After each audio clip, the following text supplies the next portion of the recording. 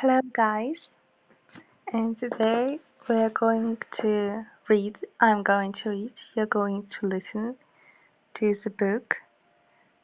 Its name is Ways of Seeing by John Berger. Okay, chapter 1. Seeing comes before words. The child looks and recognizes before it can speak. But there is also another sense in which seeing comes before words. It is seeing which establishes our place in the surrounding world. We explain that world with words, but words can never undo the fact that we are surrounded by it. The relation between what we see and what we know is never settled. In each evening we see the sunset. We know that Earth is turning away from it. Yet the knowledge, the explanation, never quite fits the sight. The surrealistic painter, Magritte, commented on this, always present a gap between words and seeing in a painting called The Key of Dreams. The way we see things is affected by what we know or what we believe. In the Middle Ages, when men believed in the physical existence of hell, the sight of fire must have meant something different from it means today. Nevertheless, their idea of hell owed a lot to the sight of fire consuming and the ashes remaining, as well as to the experience of the pain of burns.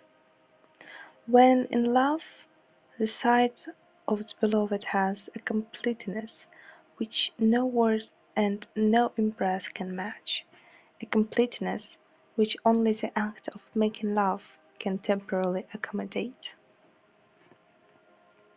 Yet this thing which comes before words, and can never be quite covered by them, is not a question of mechanically reacting to stimuli. It can only be thought of in this way if one isolates a small part of the process which concerns the eye's retina. We only see what we look at. To look is an act of choice. As a result of this act, what we see is brought within our reach, though not necessarily within arm's reach.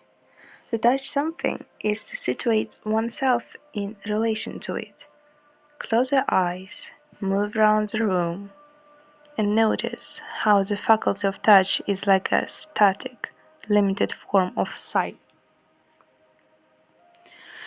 We never look at just one thing, we're always looking at the relation between things and ourselves. We are always looking. Our vision is continually active, continually moving, continually holding things in a circle around itself, constituting what is present to us as we are. Soon after we can see, we are aware that we can also be seen. The eye of other combines with our own eye to make it fully credible that we are part of the visible world.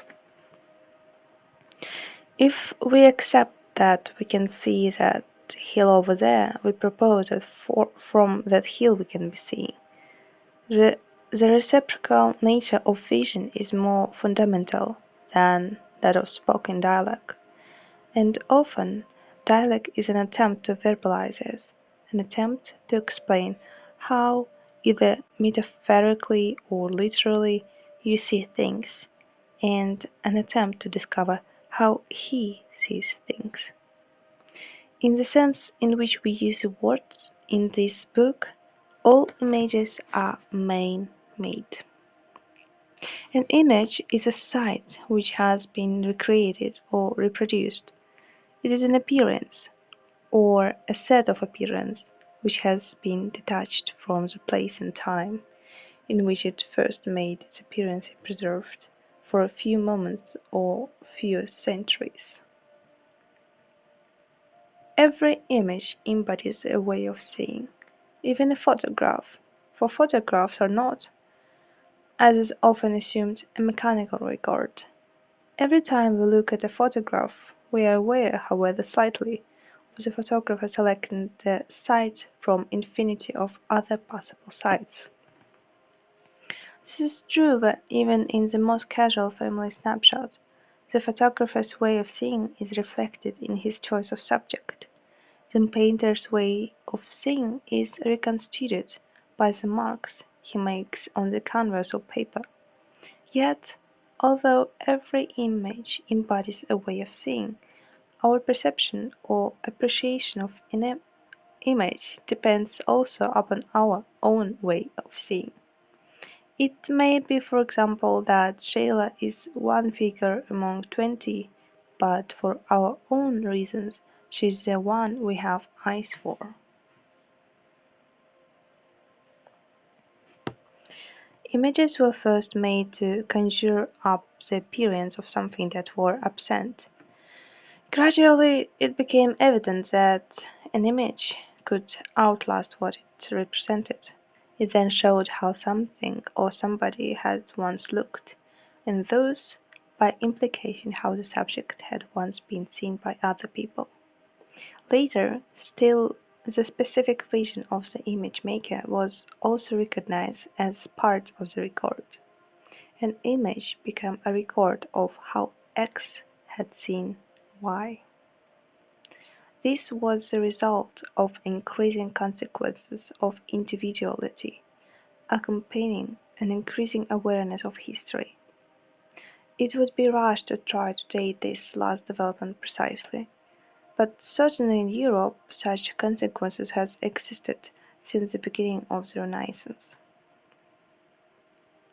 Now, other kind of relic or text from the past can offer such a direct testimony about the world which surrounded other people at other times. In this respect, images are more precise and richer than literature. To say this is not to deny the expressive or imaginative quality of art, treating it as mere documentary evidence. The more imaginative the work, the more profoundly it allows us to share the artist's experience of the visible.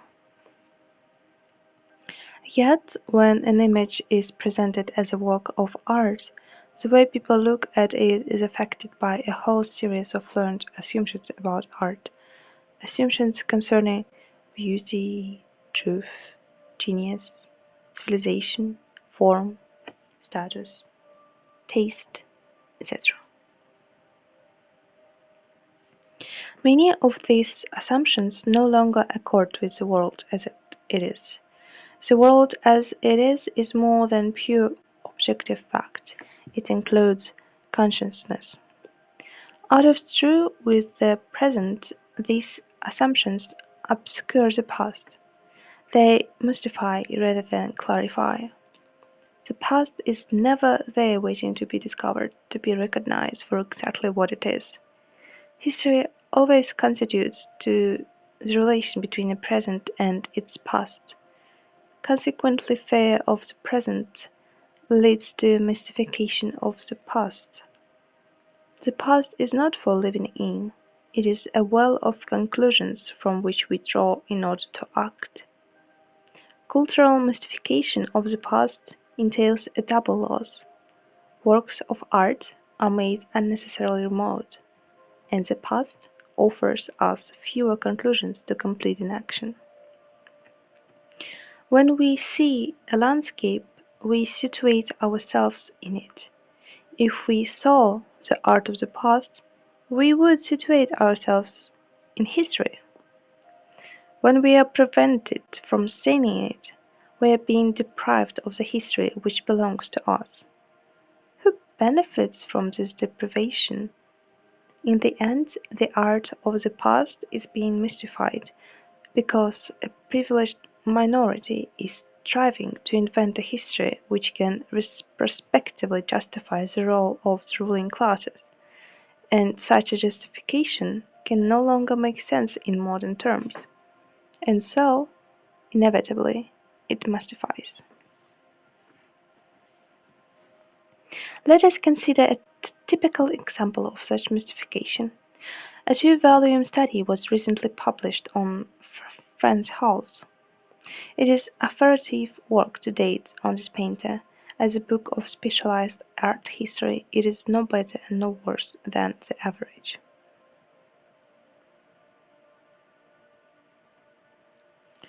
The last two great paintings by Franz Hals portrayed the governors and the governesses of almshouse for old papers in Dutch 17th century city of Haarlem. They were officially commissioned portraits. Hals, an old man of over 80, was destitute. Most of his life he had been in debt. During the winter of 1664, the year he began painting these pictures, he obtained 3 loads of peat on public charity, otherwise he would have frozen to death. Those who now sat for him were administrators of such public charity. The author records these facts and then implicitly says that it would be incorrect to read into the painting any criticism of the sitters. There is no evidence, he says, that Hans painted them in a spirit of bitterness. The author considers them, however, remarkable works of art and explains why. Here he writes of the recantases. Each woman speaks to us of the human condition with equal importance. Each woman stands out with equal clarity against the enormous dark surface, yet they are linked by a firm rhythmical arrangement, in this embodied diagonal pattern formed by their heads and hands. Subtle modification of the deep, glowing blacks contribute to the harmonious fusion of the whole and form an unforgettable contrast with the powerful whites and vivid flesh tones where the textures reach a peak of breadth and strength. The compositional unity of a painting contributes fundamentally to the power of its image. It is reasonable to consider a painting composition, but here the composition is written about as though it were in itself the emotional charge of the painting.